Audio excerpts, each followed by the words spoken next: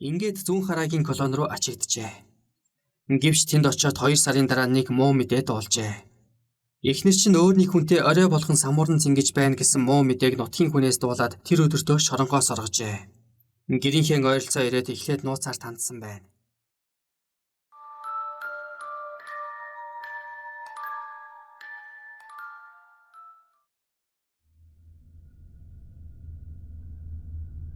Жар 70 оны дархан сэлэнгийн хүүхдүүдийг зовхин өөдөө гэж дэврэгдэг байлаа. Үнэхээр ч тэд цэрэг шорон гээд хаанч очсон зовхиодөө явж ирсэн байдаг. Энэ тухай хүмүүсийн дурсамж яриач олон. Жишээ нь 70-80-ад оны нийслэл хотноо атман явсан гений дурсахтаа бид зөвхөн хотын атмануудтай холбогдоо зогсохгүй аймгийн атмануудтай бас холбоотой байсан. Тухайлбал сэлэнгийн цуутай атман Оюунбаттай нөхөрлөдөг байлаа. Энэ хүн надтай цуг шоронд байсан юм. Гавьяат Тамирчин Оюунбол дагсны төрсөн ах шүү дээ. Сүүлдээ зайлуул хөлгүй болсон. Сэлэнгэд бол нэг номерын атман байлаа. Бид хаяа сэлэнг явж түүнээс мөнгөн тусламж авдаг байсан. Оюунбат бол соцнигмийн үед гар дээрээ жинхэнэ мөнгө эргэлдүүлдэг жаатай аяр байсан. Би 1977 онд дархны атмануудтай зодолдох тунд өгч билээ. Тэр үед Баян Монгол чуулгад дарханд очиж тоглохоор болж би дуучин Янжин Дулам нарын хүмүүсийг дагаад явчихгүй юу? Надтай хамт Гэркесийн дүү Пал баяраа явсан юм. Дарханд очтол тентхийн атман Пошиг нараа Шайми Гамбаа нарын хүмүүс бидэнтэй зодолдох гээд шууд л өдөж эхэлсэн. Би нэг муу Япон жад өөртөлчихсөн. Тэдэнтэй зодолдохоор юм боллоо. Нэгсэн чинь Туба бидэнтэй тааралдаад бид хоёр чинь хар багын найзууд байхгүй юу? Тэгээд Туба та нарыг зодолдох юм бол би дархных гэж нутгархахгүй багын найзынхаа талд орно гэд ингээ зодон болоогүй. Энэ Туба чинь дархандаа их нөлөөтэй нөхөр байсан юм. Аймагуудын атмануудаас чойрын нахиу намсраа байна. Бид бас дорнодын атман алтан шагаа мөнгөн шагаа нартай холбоотой байсан. Мөн нөгөө гянданд хүн алдагд орнодын атман Чүлтэмийн Чулуунбаатар буюу Онгорхой Чукатай бид нөхөрлөж явлаа. Тэр миний цэрэг байсан юм. Дорногов аймагаас гэвэл том жижиг 2 РК байна. Энэ хоёр хогийн гэсэн тодтголтой. Том хог жижиг хог гэж нэрлэдэг байлаа. Эднэр чинь хот орж ирэхдээ бидэнд мөнгө өгдөг байсан байхгүй юу? Татвараа өгч байгаа нь тэр л дээ. Ингэж өгүүлсэн бол үйлдвэр комбинатын ЭБ. Би бол үйлдвэр комбинатын ууган хүүхэд. Дээр үеийн луугаруудаас өнөөдөр би ганцаараа буйраас ихэж үлдлээ дээ. Манай комбинатыг зангидж байсан Ламжавын болд буюу групп болдыг Улаанбаатарын атманууд байдгай халахын шоронгийн атманууд андахгүй. Тэгж ярих юм бол цаадах чинь дархан сэлэнгийн атмануудыг бидэнтэй холбодог байсан юм. Эхлээд тэр 40 мянгатын атмануудыг бидэнтэй холбож өгсөн. Дархны атманууд биднийг хаяа нутагтаа дууддаг байлаа. Яагаад гэвэл тэд политехникийн дээд сургуулийн цалин буух үед оюутнуудаас зохих ёсны татвар авдаг байсан юм. Тухайн үед дархны 1 номерын атман нь Бат Цэрэн, 2 номерын атман нь Тавсан Лавга байсан. Онгорхой Баярхуу 3 дахь атман нь байсан. За тэгээд Пошиг нараа, Жуужгаа, Хөлдөө бороо гэдэг атманууд цовчихно. Эдгээр манай үйлдвэр комбинатад сар бүрийн 22-нд ирнэ. Яагаад гэвэл 22-нд үйлдвэрүүдийн цалин буудаг байлаа. Бид нар нэг хүнээс 20 төгрөг авдаг гэж бодохоор 30 мянган хүнээс хичнээн төгрөг зөвлөрөх нь ойлгомжтой шүү дээ. Зарим нь татвараа өгөхгүй зогтчихно. Бид дархны атмануудыг сайхан дайлаад джинс минс авч өгөөд явуулна. Хариуд нь тэд нар дархны полин дээдийн цалин буухаар биднийг дуудана. Дээд үеийн атманууд ийм харьцаатай байсан юм. Тухайн үед үйлдвэр албан газрууд хоорондоо шефийн харилцаа тогтоогоод бүжиг танц хийдэг байсан. Яг тэрэн шиг энд тентхийн атманууд бас шефийн харилцаатай байсан юм. Манай комбинатын групп бол наранд байх үедээ ганц худагт хэн нэгэнд эргэлт оруулахтаа гаргууд байсан. Ямар сайн дал хөдөөнөөс ирсэн хүмүүс ганц худагт хоригдож байгаа хүүхэдтэй эргэлт оруулахын тулд үйлдвэр комбинат явж групп болдос тусламж хүсдэг байсан юм. Би үүний учрыг тайлбарлая. Дархны хүнд гар Дэмбэрлийн 80-тай гэгч нөхөр мөрөөдө тоглоомон дээр 2 хүн хутгалж жалаад дархны мөрдөнгөөс ганц худаг руу ачигдаж явхдаа өөрийнхөө гэзийг хутгаар хүлээд нэг ёсондоо харакери хийчихгүй юу? Групп болт тэр үед ганц худагт хоригдож байхдаа тентхийн эмнэлэгт сувилж хийж байж л дээ. Эмч нар 80-тай зогсост задлан хийж байхдаа яг л хойно алж байгаа юм шиг элэг, уушиг, ходоод гээд бүх эртнийг нь тонож аваад хогийн сав руу чулуудаад байсан байгаа юм. Тэгтэл групп болт та нар энгийн хүнд бол ингэж задлан хийхгүй дээ. Ялтан хүн гэхээр ингэж хамаагаа алдаж байгаа юм уу? Дээш нь мэдэгдэн энэ тэргээд айлгчихсан байгаа юм. Тэгээд лүүгээр засангийнхныг нэнтэглээд ганц худагт хүчээ авчихгүй юу? Ингэж өгүүлсэн байх жишээтэй. Нэг үе дарханд атмандаж явсан Туба мөн л зовх өдөө нөхөр. Тэрээр залуу цагийн явдлаа дурсахтаа. Манай дархны Даваа Баатар бол дайчин ир. Хэрэг дүүхт ороогүй байсан бол бүх болох байсан хүн. Яг улсын зан Гамбат шиг том сайхан биетэй. Дархан битгий хэл Монгол улсыг донсолгож мэдхээр хүн байсан ч олон жил шоронд суугаад хайрын сайхан биеэ баллаж орхилоо доо. Нэг үе шоронгоос гарч ирээд бизнес наймаа хийгээд хурдан бариуяад амьдрал ах үе нэг сайхан болж байсан юм. Тэгтэл нэг л өдөр алдаа гаргасан. Нэг бочимгүй этгээдийг далжганаад байхаар нь зохиод оночихсан чинь нөгөөх нь өвчихгүй юу? Ингээл ганцхан хормын дотор амьдрал нь орвонгоор эргэжиж байгаа юм. Энэ хэрэгээсээ болж олон жил шоронд суугаад саяхан гарсан да. Миний хувьд гэвэл 1973 оноос буруу замаар орж хүүхдийн колоноор дамжаад томчуудын шорон энтергээд дамжаагүй газар байхгүй дээ. Галхын шоронд газрын аймаг хотын сайн ирчүүд цуглардаг юм. Энэ утгаар нь галхын шорон гэж нэрлэдэг болсон байх. Би 40-50 мянгатын зөвхөөдөө золбоо хямртай ирчүүдтэй ихэвчлэн шоронд танилцсан. Тэр айхтар газар чинь сайн ирчүүд муу ирчүүд гээд аяндаа ялгараад ирдэг юм. Тэгээд сайн нь сайнтайгаа үерхэд муу нь муутайгаа үерхдэг юм. Миний хувьд гэвэл шоронд хамт байсан болгонтой найз нөхөд болоод байдаггүй. Тэр олон ирчүүдээс хүн чанар, хүч чадал, ур чадвар, ухаан сүнхэгээрээ шалгарч шигшигдсэн ирчүүд хоорондоо найз нөхөд болцохоодог юм. Тэрнээс биш явааргүй бодолтой, муу санаатай, аминдаа арчаагүй нусан журуудтай болов эрхэж нөхөрлөн гэж юу байх вэ? Манай дархны атманууд гэвэл тавцсан лавга, пошиг нараа, шайми гамба, хутаг амраа гэдэл цоврно. Манай пошиг нараа их сайхан залуу байсан юм. Даанч сүултээ архинд орчихсон. Тэгээд архитаж яваад Наавашка дээр сэлэнгийн атмануудтай зодтолдож байгаад алуулчихсан юм. Одоо тэр үеийнхнээс хутаг амраа бид хоёр л байна да. 1980 онд цагаан шонхрын инх тайван амраа хоёр Мантийн шоронд ирж байлаа. Бид хэд ч гал хамууд байсан. Амраа тайван хоёр Мантийн шоронг нэг хэсэгтэл бужигнуулсан да. Манай амраа одоо дарханд бизнес эрхлээд сайхан амьдарч байна. 80-аад оны үед жаахан алдаж интсэн болохоос биш хүн чанар ааш зангийн хувьд үнэхээр сайн залуу. Юу н алдаж интсэн болгон муу хүн байдаггүй юм гэж хүүрнэв. Одоогоос 10-аад жилийн өмнө Авдрамтын онцгой дэглэмийн шоронд ял эдэлж байсан дархны атман Даваабаатар халахын шоронгийн сүүлчийн атманаар тодорч байлаа. Түүний бие биелдар царай төрхийг харъя гэвэл яг л улсын зан Ганбат юмсанч. Тэр нийтдээ 20 орчим жил шоронгоор явсан байх бөгөөд нэгэн цагт шоронд атман явсан бүдүү нар мандах нямлавг нартай дотно үерхэж явсан. Тэр ч утгаараа шоронд хийгээд наранд ихээхэн нөлөөтэй нэгэн аж. Даваабаатар 1980-аад оны үед дархан хотод атмандаж яваад хүний нүд рүү хутгалсан хэрэгээр анх шоронд оржээ. Тэгээд төдөлгүй шоронгоос оргож хай холын Увс аймагт очоод нэг айлд хүргэн орчихсон байгаа юм. Ингэхдээ ердөө 1 жилийн дараа баригдаж буцаад шорондоо морилжээ. 1990 оны ардчилалтай зэрэгцээд шоронгийн өсгөлэн газар авч эхэлсэн бөгөөд энэ үед Даваабаатар өөрийн хүч чадал овсгоо самбаагаар атман болох замаа зассан байна. Харин хянагч дарганаар нь түүний хүч чадлыг зөв чигтэн залснаар Мант, Багнуур, Зүүн хараагийн шоронгуудын өсгөлөн зогсоосон гэж яригддаг. Нэг ёсондоо хоригдлуудын дунд тэгш хуваарлалтын зарчим гихчийг хэрэгжүүлсэн бөгөөд үүнийг хорихын дарганаар Даваабаатарын хүчээр зохицуулсан гэдэг. Тэр эхлээд Мантийн шоронгийн олон зуун хоригдлыг журмлаж хоол ундыг нь тэнцүү хуваарлсны хүчинд өсгөлэн тураал үгүй болжээ. Тиймээс тэр Багнуурын шоронд өргөдөж очсон байгаа юм. Тэгээд энтхийн олон зуун хоригдлыг ганц хашгираа адалж ихсаадаг болж. Ингэснээр тус хорих ангид нэгнийхээ хоолыг булааж иддэг хурган атман гихч нь байхгүй болж хоригдол бүхэн тийш ирэхдээ хэн нэгэнд дарлуулж доромжлуулж хоол ундаа булаалгахгүй болсноор өсгөлэн тураал гихч нь аажимдаа арилсан байгаа юм. Ер нь тун шалихгүй хурган атманууд л ядарсан хоригдлыг амтан болгодог бөгөөд Даваабаатар шиг юм үзэж нүд дайсан хоншоортой ирчүүд ядарсан хоригдлуудаар оролдоод байдаггүй. Харин задарсан ялтнуудыг сургаж өгдгөөрөө онцлогтой. Үүний дараа Даваабаатар Зүүн хараагийн шоронд өргөдөн очиж тэнхийн хурган атмануудыг номонд нь оруулж өсгөлэн тураалыг устгасан байдаг. Үүний дараа дэглэн буурч дархны жирийн дэглэмтэй шоронд очиж тэндээсээ наранд гараад нэг хэсэг сайхан амьдарчээ. Даваабаатар асар их хөдөлмөрч нэгэн байсан бөгөөд тухайн үед дархны залуучуудад үлгэр дуурайл үзүүлсэн гэдэг утгаар засаг дараагаас шагнал хүртэж байсан гэдэг. Тэр нэг хэсэг алт ухаж мөнгийг ёстой цөм хийжээ. Ингэхдээ тэр алтнаас олсон мөнгөө тэр чигтэн засаад дуусгадаг байж. Дархан уул аймагт нутгийн хөгжүүлэлт ахдаг нэг овоо байдаг бөгөөд үүнийг Даваабаатар өөрөөсөө хөрөнгө мөнгө гаргаж 2-3 жил дахиж тэрж байтугай 93 наадам зохион байгуулж бүхий л бай шагналыг нь өгдөг байж. Тиймээс нутгийн хөгжүүл Даваабаатарт нэлээд ам сайтай байдаг юм байна. Тиймдээш хамгийн сүүлд түүний хүн амны хэрэгээр шоронд явхад сайн яман садаа мундахгүй гихчээр Даваабаатар хүүд маань тэр нэг аригчин залуу ёстой гай боллоо ингэж шогширцгооч байжээ. Ер нь Даваабаатар бяр чадалтай хэм бугаагч ганц зохиол оногчдаг байсан бөгөөд ямар сайн дал улсын начин Дармаа базартай дархны зах дээр муудалцаад толгой руу ганцхан зохитол цаадхан салбаас хийгээд доош унсан гэдэг. Үүнийг дархны олон хүн харсан байдаг. Идүүгээ Даваабаатар шоронгоос суллагдчихсан сайхан амьдарч байдаг сурагтай. 70-аад оны нэрд боксчин самбуугийн хичээнгүй өгүүлэхдээ дамдын аваргын баяраа бид хоёр олон жил үерхсэн. Бид хоёр архитаж байгаад гів гэнэгтэн сэлэнг рүү гараад давчихж байгаа юм. Тим солиотой. Чөлөөтийн оюун болд акснид очих гэж байгаа нь тэр. Тэгээд оюун болд дээр очиод 4 хоног архитаж байгаа юм.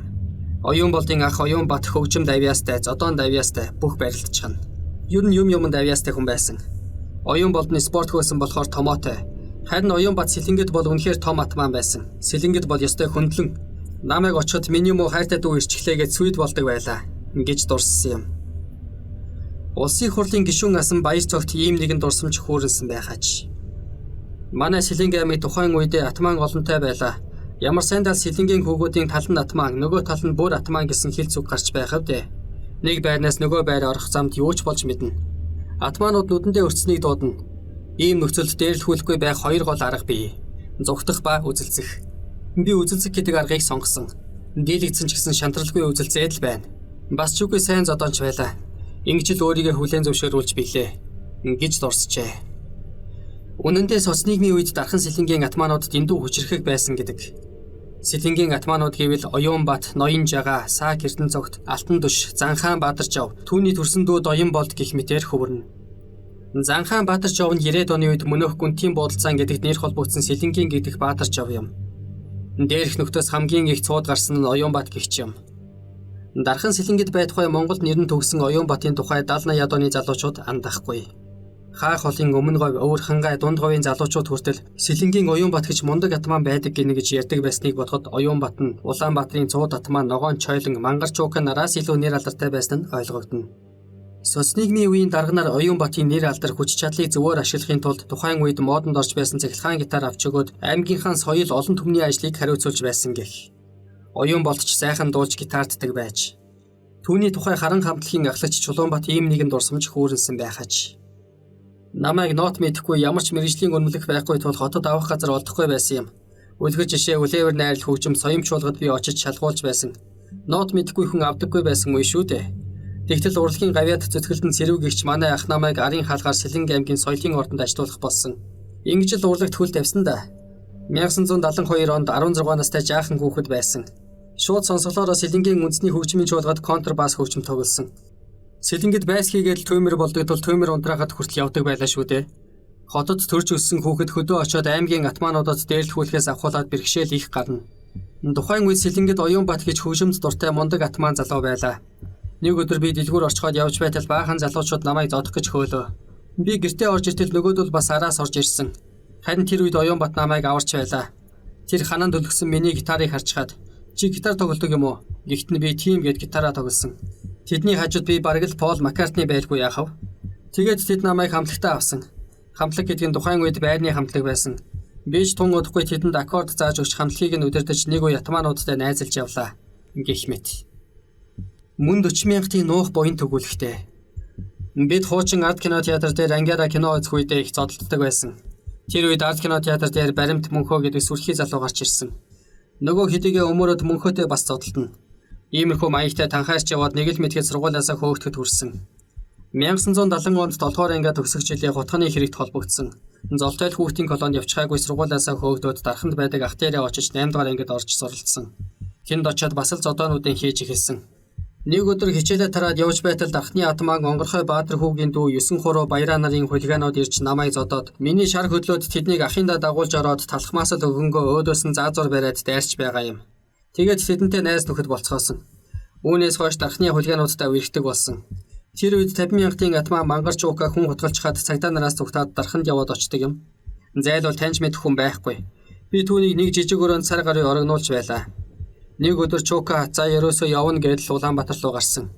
Тэгээд хотод ирээд нөгөө хутгааныхаа хэрэгээр ял аваад явсан байна лээ. Би Онгорхой Баатар хүү, Хөлдөө Бороо, Сайр Пүрүжоо гэх мэтийн хулигануудтай дарханд нэг хэсэг дэггүйтэж байгаад төлөвлөгөө 40,000-тай буцаад ирсэн. Тэгээд атмануудтай архитаж эхэлсэн дээ. Аль дээр үеийн Хагархай Игэр, Майг Эрдэнэбат, Мангар Давагд орж, Гөлөөн Цэрэн Дондог гээд бүгдтэй л ууж идэж явлаа. Нэг үе манайд мөрийтэй тоглоомчид их цуглардаг байлаа гэж дурссан юм. Халуун зунаар айлын ялах дуглын төмсгийг суут татаж шархны халуун болгож явсан дээлдэшгүй хочод ярахчин цоодол хэмээхэр дарханд нэг хэсэг атмандаж явсан байдаг. Түүнтэй гар зөрөлцөж явсан догшингэр Нямсрынгийн өлзий хишиг идүүгээ бидний дунд байхгүй. Дархан хотын хүндгад явсан өлзий хишиг анх 1965 онд өргөст торны цаана аимшиг үгээр гიშгэж өөрийн эрх чадалтаа бардаж явсаар жирийн дэглэмээс гяндан хүртэл дамжсан хүн. Маш сайхан барилддаг, цэргийн начин цолтой, ухаалаг болоод хүчтэй, уужуу тайван бөгөөд зөрөгтэй Нямсрынгийн өлзий хишиг шиг хоншоортой аавын хүү 1965-аас 1970 оны үед халахын шоронд тун цөөхөнд төрсөн гэлцдэг. Тэрбээр доржийн Пүрвжав хэмээх цөс их дээртэй нэг хэсэг шоронд ялан дийлж явсан хэмээн идүүгээ олон хүн дурсдаг юм. Үлзий хишг нь альч колонд очоод шууд зөвлөлийн дарга юм уу бригадын дарга эсвэл журам сахиулагч хийдэг бөгөөд мөглөнгийн машинаас дөнгөж буугаад хэмжээгүй эрэхтэй болчихдог байжээ. Буруу шаардлага тавьсан хянагч дарга нарыг шууд зохиод унагчихдаг хэтэрхий зоригтой ир байсан бөгөөд энэ байдлаасаа болж олон удаа ял нэмүүлж олон жил шоронд суусан байна. Үндсэн булиан нь ердөөл танхайрал. Зүүн хараагийн колонд мангар улаан даваад орж гэдэг айхтар хэсцгий дарга байжээ. Энэ хүнээс бүх хориглууд сүнсээ зайлтал айдаг байсан бөгөөд нэг өдөр даваад орж үлзий хишгийг зодох гээд ирэхэд нь манер шууд нам зохиод унагчихжээ. Ингээд даваад орж нь мэдрэлийн согогтой болж дахид дутуугийн группт ороод үлзий хишиг олон жилийн ял нэмүүлээд онцгой дэглэмийн шоронд очсон байна. Ер нь тэр хинт ч бууж өгдөггүй байж. Буутай ахлагч буутах гэж байхад бууж өгөх нь бүхэл бууг нь булаах гэж өөдөөс нь дайрна. Бутаж чаднаас айн гэж байхгүй. Ийм байдлаасаа болж би эндээ том жижиг маш олон шарх сорив авсан гэлцдэг. 1971 онд Дашийн мундаг зүүн хараагийн колонд очиход үлзий хишг нь цав цагаан кепиг тухтуулж, нарны хүмүүсээс чамин тансаг хувцаслаж, хориглуудыг ганц хашгираад л жагсаадаг, хянагч нарыг харцаараа хөрлөгдөг хэд догшин ир явжээ. Мундаа түүнийг хараад гайхан биширч, би яг л ийм атман болох юмсан гэж бодсон бөгөөд нэг ёсондоо мундаг энэ зам руу үлзий хишиг анх уруу татсан байна. Инглигэд өөртөө л хохирдог ёсон би. Шоронд нэр сүрэх хүч чадал хичнээн байлаач хожимын амьдралаа алгуурхнаар элсэнд болж шоронгийн зэвдээ хадаас болж буйгаа олон гарван сайн ирчүүд ойлгохгүй явсаар ирсэн. Мундаа үлзий хишгийн нэгэн адил танхайраад 3 жилийн дараа зүүн хараагийн чангаас онцгой дэглэмийн шоронд очсон байна. Энд ирээд үлзий хишгтэй хамт нэг хэсэг манаргажээ. Тэгтэл нэг өдөр үлзий хишг нь хянагч нарт бууж өгсөн байна. Бууж өгсөн гэдг нь урдын адил хянагч нарыг зохиж зодохоо байчихсан хэрэг. Тэгээд мундаа шүтэж явсан ахтаа хандаж "Новшмын чи айх байсан юм бол анханасаа юу гэж амьдралаа солиостов нэгэн төдий хурч энд ирчгээд бууж өгöd байхдаа яадаг юм" гэж загинсан байна. Энэ үеэс эхлээд үлзий хишгийн үе дуусч мундаагийн үе эхэлжээ. Гисэн хэдий ч үлзий хишг нь хянагч нарт бууж өгөлгүй явсаар гяналуулсан байна. Мундаа бас танхайраад гянтанд очих нь тэр. Ийхүү 10 гаруй насны сөрөөтэй шоронгийн хоёр атман бие биенийхээ мөрийг хөөсөөр байгаад гянтанд ирж хувь заяагаараа холбогджээ. Үлзий хишгийг гянтанд байхдаа нууц ноёнтон байсан гэлцдэг. Дашийн мундаа цэвэний харл хамсран цэвлийн ванчиг жамбаа гурвыг алсаас удирдах янз бүрийн буруу зуруу юм хийлэгдэг байсан гэж зарим хүмүүс ярьдаг. Ер нь үлзий хишиг гянтанд ирээд маш их хэвдэрсэн гэдэг. Шорон гээж нь ямар ч сайхан хүнийг эвдээ тажихдаг бөгөөд олон жилийн ял янхан нь үлзий хишгийг өөрийн ирэхгүй шоронжуулсан байна. Зүүн хараагийн колоноос үлзий хишгийг явсны дараа уг колонд Игорийн дэглэм гэгч нь гарч ирсэн бөгөөд Игор гэгч айхтар хэрцгий хянагч тэнхийн хориглуудыг тамлан зовоож арьс махтай хатаасныг Монголын шоронгийн өнгөрсөн үеийн түүх гэрчилдэг. Зүүн хараагийн салбар болох Бэрлэгийн колонд Игор бас дархан ирэхээ тогтоосон байна. Ням сүрэнгийн үлзий хишг нь 1980-аад оны сүүлчээр шоронгоос бүрмөсөн суллагдаад төрлөх дархан хотдоо очжээ. Орос цэрэгийн суран бүс хутга кинжалаас эхлээд махан гараараа хайр нариггүй зодтолж явсан 60-70-аад оны хуучин дархан аль хэдийн үеэ өнгөрөөж орчин үеийн соёлжсон шин дархан үлзий хишгийг угтан авчээ. Залуу насны омог шаран дарагдаж бүрэн томоочсон үлзий хишигч төсөөрөөр амьдрахаар шийдэж дархны автобазад ажилд оржээ. Энд Селесер токерчин хийж цаашлаад бригадын дарга болж тэргүүний ажилчнаар шалгарч улсынхаа буйнаар хоошоо явж амраад боломжийн амьдарч байтал хин нэгэн этгээд гэрийнхэн тагтан дээрээс түүнийг түлхэн унгаж амь насыг нь бүрлэгсэн байна. Нэг хэсэг нь тагтан дээрээс санамсаргүй унсан гэж ярьж байхад нөгөө хэсэг нь үс хонцонтой хүмүүс нь түлхсэн гэж ярьдаг. Үлзий хишгийн замаар орсон өөр нэг зовхиодоо эргээвэл Зөмбөрлийн Бадгар гэгч бөгөөд Майндэр 1970-аад оны үед Дархан Сэлэнгийн сав газараар нутаглаж явсан бололтой. Нийтийн бүжгэн дээр танхайран зодтолсоны улмаас зүүн хараагийн шоронд ял хийлэх болж дөнгөж гэрэлсэн үзэсгэлэнтэй эхнэртэй доорх үгийг загчээ. "Чи минь энэ утгатай гоо үзэсгэлэнгээр толгой зөгтөг. Чамайг элдвийн хүмүүс эргүүлж таарна. Хинт ч битгий нүүрөг. Би 3 жилийн ял авчихлаа. Чадвал наанан суллагдахыг бодно. Тэгээд чамайгаа аваад зодоон зохионы үүр болсон энэ хар гайтай нутгаас зайлна. Тэр болтол миний хань төвчээртэй хүлээж суу. Ингээд аймаар том балиус өгчээ. Энэ балиусыг намаа гэртэлд 90 доогоор хийж унтаж бай. Зүглээд ирсэн хэнийг ч болов айлган сүрдүүлж биеэ хамгаалж бай." Ингэж давхар захисан байна. Ингээд зүүн хараагийн колон руу ачигджээ. Гэвч тэнд очиод 2 сарын дараа нэг муу мэдээ дуулжээ.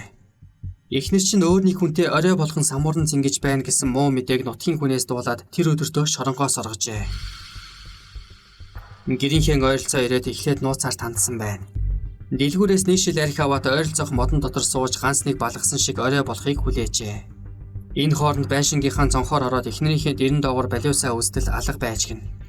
Тиймээс хайсаар байгаад галтгооныхон өрөөнөөс олж түрээлээд буцаад модны дэргээд ирж эхнэрийгээ хүлээв. Бүрий болмос эхнэр нь нэг залуутай сугалцаад гэрлүүгээ орсон байна. Майнер цонхоор сэмхэн ажиглалтад хоёулаа орондоо ороод хэвтсэн байв гин. Бадгар үлдсэн архиа цөмийг нь тонгойлгоод нэг хэсэг ууж ирчээ. Нэг шил арх ганцаараа уусан хүн ямар л олигтой байв гэж. Ингээд галтгооныхон цонхоор орж мань хоёр руу сэмхэнд өгчээ. Гай болж яг хурцл үлдэж байхад нь таарсан бөгөөд Бадгар мөнигийн халуунд тачаатан буй нөгөө залуугийн яг арнуур уруу нь балиусаа хүчтэй шааж доор нь хөвтөө эхнэрийгээ нэвт сүлвжээ. Ингээд Бадгар хоёр хүний аим нэгэн зэрэг босны улж цустай балиусаа бариад би хоёр хүн алчглаа. Алив намайг гавлаадах. Ингээд цагдаагийн газар өөрөө очсон гэдэг. Энэ хэрэгтэй тэр дээд хэмжээ авсан байдаг.